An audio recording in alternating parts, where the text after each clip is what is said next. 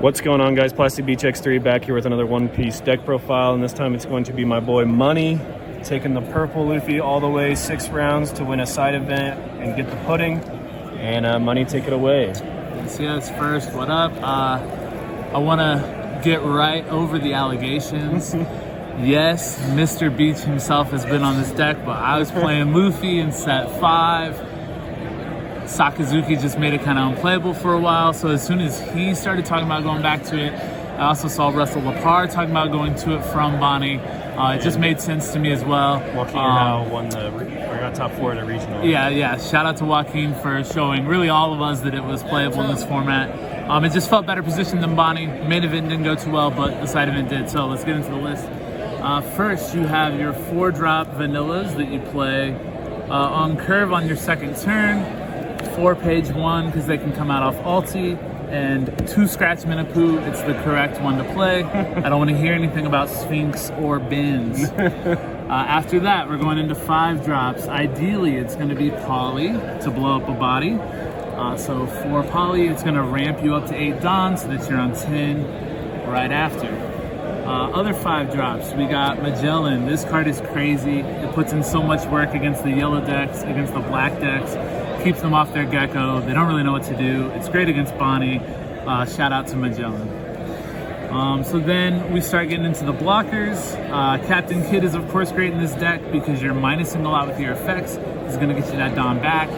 Makes it to where Kaido's -5 is only a -4. Great card.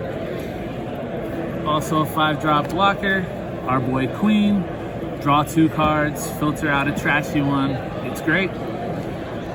Not a 5-drop, but another blocker. Treasure Rare Law. Shout out Peach Momoko. Don't talk trash about this art. It's not like the Nami. This card's beautiful. This card's great. Ripping random cards out of hand against Enel, against Nami. It puts in work. Black Yellow. Black Yellow. Oh god, it's so good into Black Yellow. Just a lot of matchups. A lot of times, you may not play a vanilla out turn 1. If they take your 5k swing, you might play this instead. If you don't have the poly, might as well. So then we start getting into 2ks with another blocker.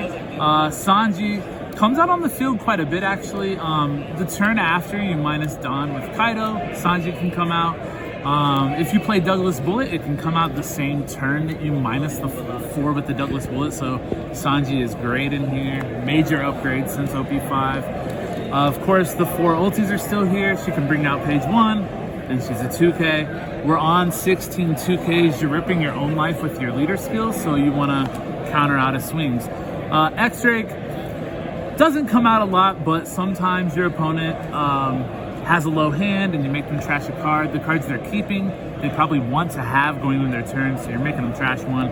It's great to follow up a law, rip 2 random cards, and then rip a random one as well. Or not a random, but make them pick a 3rd.